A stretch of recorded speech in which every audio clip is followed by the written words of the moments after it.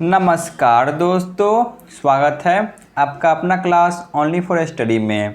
तो फ्रेंड्स, आज पढ़ेंगे प्राचीन भारत के इतिहास के नेक्स्ट टॉपिक महाजनपद के इतिहास को आज कवर करेंगे। तो यहाँ से लगभग 40 MCQ क्वेश्चन को कवर करेंगे, जो कि सही प्रकार के एग्जाम के लिए बहुत ही महत्वपूर्ण है। इसमें जितने भी प्रश्न जो कि कवर कराए जा रहे हैं, ये सभी विगत वर्षों में पूछे गए प्रश्न हैं, जो कि UPSC, IAS और PCS एग्जाम में जो कि पूछे गए हैं। तो चलिए बिना टाइम वेस्ट किए हुए क्लास की शुरुआत करते हैं। पहला प्रश्न है, निम्नलिखित में से किसे सेनिया यानी कि नियमित और स्थायी सेना रखने वाला कहा जाता था? बताइए क्या होगा। तो इसका सही जवाब होगा option A, Bimbisara. Next question पे आते हैं। हर्यक वंश के किस शासक को कुनिक कहा जाता था? बताइए, हर्यक वंश के किस शासक को कुनिक कहा जाता था? तो वह थे ऑप्शन बी, अजात शत्रु।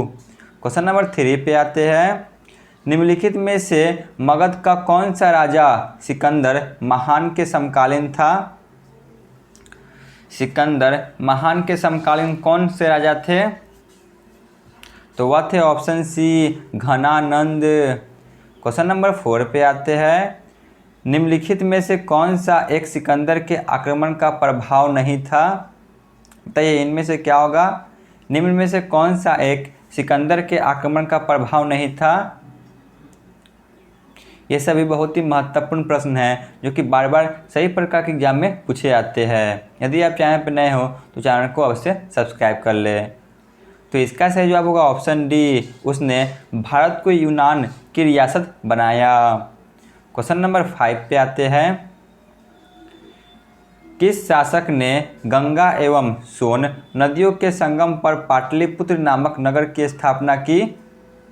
बताइए, किस शासक ने पाटलिपुत्र नामक नगर की स्थापना की थी? तो वह थे option A, Udayin. Next question पे आते हैं। क्वेश्चन नंबर 6 पे। प्रथम मगध साम्राज्य का उत्कर्ष किस सदी में हुआ था? प्रथम मगध साम्राज्य का उत्कर्ष किस सदी में हुआ था? तो इसका उत्कर्ष जो कि 6ठी सदी ईसा पूर्व में हुई थी, ऑप्शन बी। क्वेश्चन नंबर 7 पे आते हैं। निम्नलिखित में से किस राज्य में गणतंत्रात्मक शासन व्यवस्था जो कि नहीं थी? बताइए क्या होगा जहाँ पे गणतंत्रात्मक शासन व्यवस्था नहीं थी? तो वह था ऑप्शन सी, जो कि मगध में। क्वेश्चन नंबर 8 पे आते हैं। निम्न में से किसे उग्रसेन भयानक सेना का स्वामी कहा जाता था?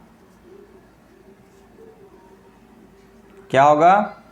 तो ऑप्शन डी, महापगनंद को भयानक सेना का स्वामी कहा जाता था। क्वेश्चन नंबर 9 पे आते हैं। किस मृत्यु भांड पॉटरी भारत में द्वितीय नगरीकरण या शहरीकरण के प्रारंभ का प्रतीक माना गया है? बताइए किसे माना गया है?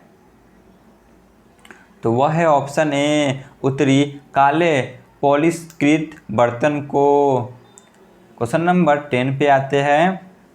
पाली ग्रंथों में गांव के मुखिया को क्या कहा गया है? इस प्रकार के प्रश्न ही एग्जाम में बार बार पूछे जाते हैं, इसलिए आप इन सभी को अच्छी तरह से कवर करें। पाली ग्रंथों में गांव के मुखिया को क्या कहा गया है? तो उन्हें ऑप्शन बी, भोजक या ग्राम भोजक कहा गया है। क्वेश्चन नंबर 11 पे आते हैं। निम्नलिखित में से कौन सिकंदर के साथ भारत आने वाला इतिहासकार नहीं है? बताइए इनमें से कौन है जो सिकंदर के साथ नहीं आए थे? तो वह है option C, Herodotus. Question number 12 पे आते हैं। नंद वंश के संस्थापक कौन थे? बताइए नंद वंश के संस्थापक कौन थे? तो वह थे ऑप्शन डी, महापगनंद। क्वेश्चन नंबर 13 पे आते हैं। ग्रीक यूनानी लेखकों द्वारा किसे अगनमीज या जेंडलमीज कहा गया? बताइए किसे अगनमीज या जेंडलमीज कहा गया? तो इसका सही जवाब होगा ऑप्शन ए, घनानंद को। क्वेश्चन नंबर 14 पे आते हैं। प्राचीन भारत में पहली विदेशी आक्रमण किनके द्वारा किया गया? प्राचीन भारत में पहला विदेशी आक्रमण किनके द्वारा किया गया? तो यह ऑप्शन बी ईरानियों के द्वारा किया गया था। क्वेश्चन नंबर 15 पे आते हैं। नंद वंश का अंतिम सम्राट कौन था? बताइए, नंद वंश का अंतिम सम्राट कौन था? नंद वंश का अंतिम सम्राट कौन था? तो वह थे option C Ghananand. Question number 16 पे आते हैं। भारत में सिक्कों या मुद्रा का प्रचलन कब हुआ था? भारत में सिक्कों या मुद्रा का प्रचलन कब हुआ था? तो इसकी शुरुआत ऑप्शन डी 600 ईसा पूर्व में हुई थी। क्वेश्चन नंबर 17 पे आते हैं। मगध के किस प्रारंभिक शासक ने राज्यारोहण के लिए अपने पिता की हत्या की एवं इसी कारणवश अपने पुत्र द्वारा मारा गया? कौन थे वह जिन्होंने अपने पिता की हत्या कर राजगद्दी पर बैठे? तो वह थे ऑप्शन ए अजात शत्रु।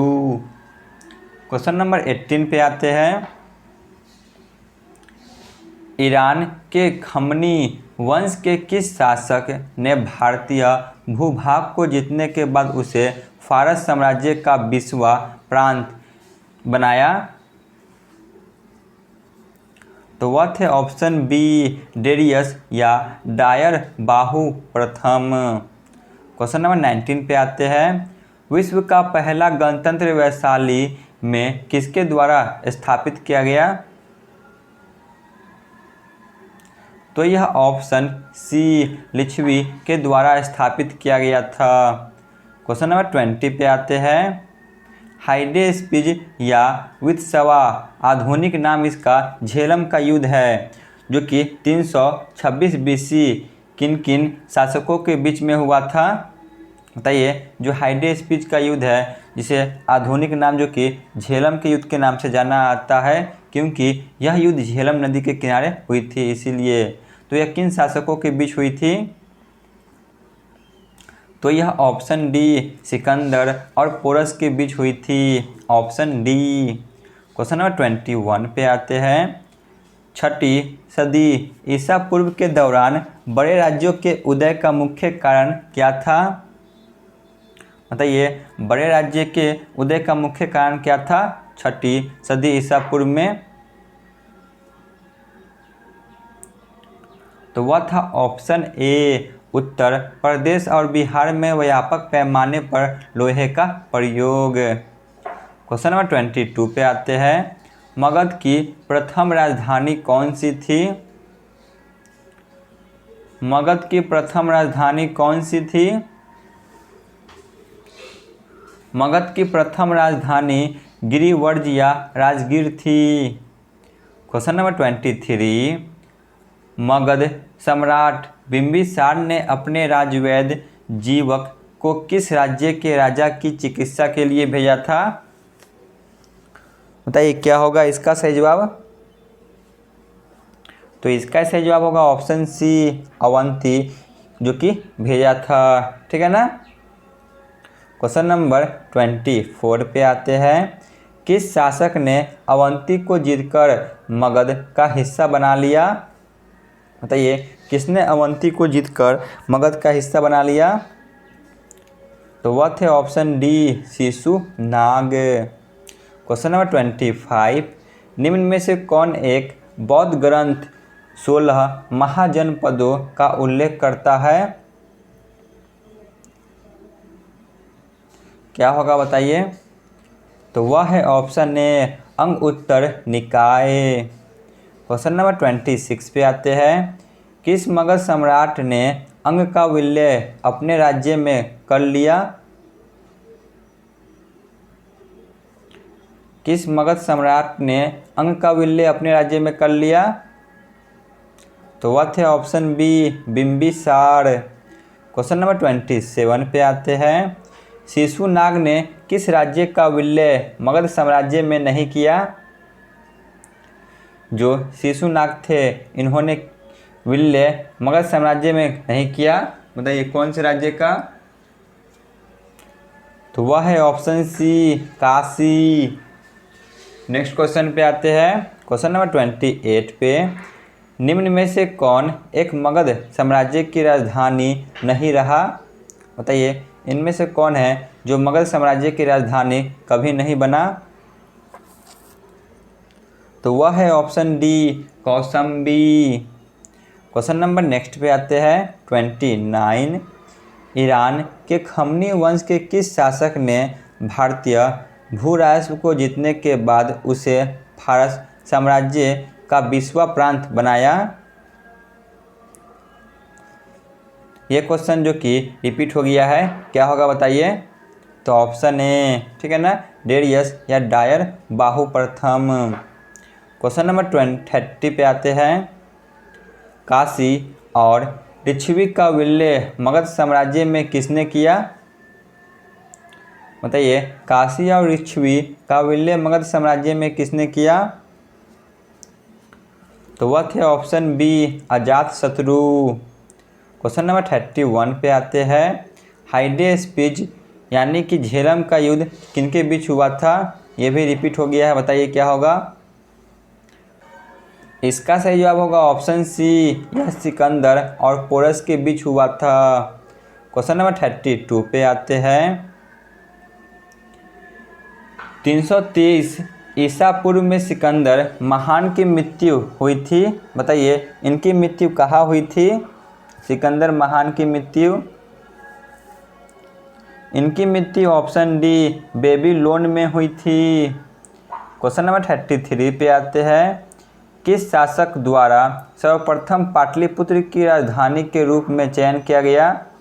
बताइए किस शासक द्वारा सर्वप्रथम पाटलिपुत्र का राजधानी के रूप में चयन किया गया? तो वह थे option A, Udayin. Question number 34। सिकंदर के आक्रमण के समय उत्तर भारत पर निम्नलिखित में से किस राज्य का शासक था? बताइए सिकंदर के आक्रमण करने के समय उत्तर भारत में निम्नलिखित राजवंशों में से किनका शासन था? तो वह था ऑप्शन बी, नंद वंश का शासन था। क्वेश्चन नंबर 35 पे आते हैं। 16 महाजनपदों की सूची उपलब्ध है। जो 16 महाजनपद है तो इनकी सूची उपलब्ध है, तो ऑप्शन सी, अंग उत्तर निकाय में। क्वेश्चन नंबर 36 पे आते हैं। निम्नलिखित में से कौन सा एक ईसा पूर्व 6ठी सदी में प्रारंभ में भारत का सर्वाधिक गई थी शक्तिशाली राज्य था? तो वह था ऑप्शन डी, मगध, जो कि 6ठी सदी ईसा पूर्व में सबसे शक्तिशाली राज्य था। Question number 37। अभिलेखीय साक्ष्य से प्रकट होता है कि नंद राजा के आदेश से एक नहर खोदी गई थी। बताइए कहाँ पर नहर खोदी गई थी? तो यह कलिंग में खोदी गई थी। तो यहाँ पे हमारी क्लास समाप्त होती है। धन्यवाद।